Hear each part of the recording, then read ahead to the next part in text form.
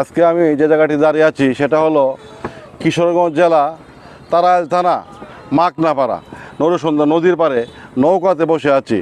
আমার জানা মতে এই নরসুন্দা নদীর পাড়ে যে ভিউটা, এই সব ছবি ছাড়লেই যাবে ফর ইউতে।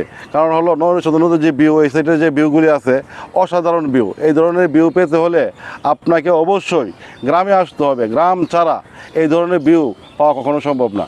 আর প্রত্যেকেই চেষ্টা করবেন, ঈদে সকলে আসছে আমার জানা মতে, প্রত্যেক চেষ্টা করবেন যে গ্রামে আসার জন্য। গ্রামে আসলে আপনার মন ভালো থাকবে, মন অনেকটা ফ্রেশ থাকে, গাছের অক্সিজেনটা ভালোভাবে নিতে পারবেন। এভাবে যদি আপনারা সকলে গ্রামে আসেন, গ্রামের সৌন্দর্যটা বেড়ে যাবে। আর আমরা আজকে বন্ধুরা মিলে একসাথে নৌকা ভ্রমণে যাওয়ার সম্ভাবনা বেশি। এই যে বন্ধুরা এই সাইডে দেখাবো একটু সম্ভব, এই যে বন্ধুরা এখানে নৌকার জন্য অপেক্ষা করতেছে, ওই বন্ধুরার সাথে আমরা একসাথে নৌকা ভ্রমণে যাবো। এর আগেই আমি নৌকার যে স্বাদটুকু নেওয়ার জন্য নৌকাতে বসে আগে একটা ভিডিও তৈরি করে নিচ্ছি আপনাদের জন্য। আর এই ভিডিওটা আপনারা অবশ্যই দেখবেন, দেখলে অবশ্যই আমরা সার্থক হই। কারণ হলো আপনারা যখন ভিডিওগুলো আমাদের দেখেন তখন আমরা ভিডিও বানাতে উৎসাহ বেশি পাই।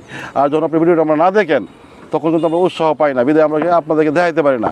আমরা সবসময় চেষ্টা করি প্রত্যেকটা সময় নতুন নতুন জায়গা যে আপনাদেরকে ভিডিও তৈরি করে দেখানোর জন্য।